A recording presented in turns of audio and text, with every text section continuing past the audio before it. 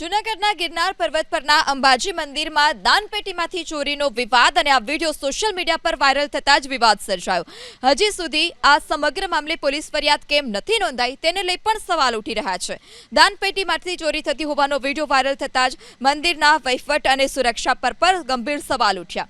ત્યારે સમગ્ર મામલે પૂજારી પરિવાર દુષ્યંતગીરી અપારનાથીએ વિડીયો જે વાયરલ વિડીયોમાં દેખાતો વ્યક્તિ છે તેને પોતાની સાથે જોડવામાં આવતો હોવાનો દાવો કર્યો.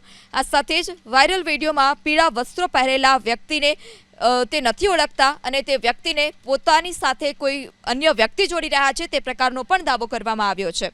તો મંદિર સાથે સંકળાયેલ પૂજારી પરિવારના કુંદનગીરીએ મોટો આ દાવો કર્યો કે અંબાજી મંદિર, વેડપંજન મહાદેવ મંદિર અને નીલકંઠ મહાદેવ મંદિરની પરંપરા મુજબ માત્ર ચોક્કસ પરિવારોને જ પૂજા અર્ચના કરવાનો અધિકાર છે.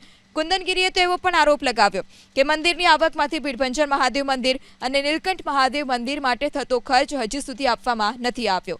ઘટનાની ગંભીરતા જોઈને હાલ તો પ્રાંત અધિકારીએ તપાસના આદેશ આપવામાં આવ્યા છે. પ્રાંત અધિકારીને આ તપાસ સોંપવામાં આવી છે અને તપાસ પૂર્ણ થયા બાદ જવાબદારો વિરુદ્ધ કાર્યવાહી કરવામાં આવશે. હાલ મંદિરમાં પૂજા અર્ચના ચાલુ રહે તે માટે તાત્કાલિક બીજા પૂજારીઓની વ્યવસ્થા સોંપવામાં આવી છે. આ સાથે જ મંદિર પરિસરમાં સીસીટીવી કેમેરા પણ લગાવવામાં આવ્યા. હું કોઈથી માં જગદંબા આગળ પીળું વસ્ત્ર પહેરતો નથી. તેમાં પીળું વસ્ત્ર પહેરેલું છે. મને હાલમાં ચશ્માના નંબર છે, તેમાં ચશ્મા છે નહીં, ચશ્મા પહેરેલો વ્યક્તિ નથી. એટલે જેને મારું કીધું તે તદ્દન ખોટી વાત છે. ને જે કુંદનગીરીનું કે છે, જેને પૈસા લીધેલ છે, તે અમને લોકોને વર્ષોથી અને આદિના અમારો ધર્મ છે, કોઈ પણ અમને દક્ષિણા દે તો અમે લઈ શકીએ છીએ અને અમારો ધર્મ છે. એટલે આ સમગ્ર પ્રક્રિયા છે એનો તલસ્પર્શીય અહેવાલ તૈયાર કરવા માટે પ્રાંત અધિકારીની નિમણૂક આપેલી છે અને તમામ પાસાઓ ચકાસી અને આગળની કાર્યવાહી થઈ જ રહી છે.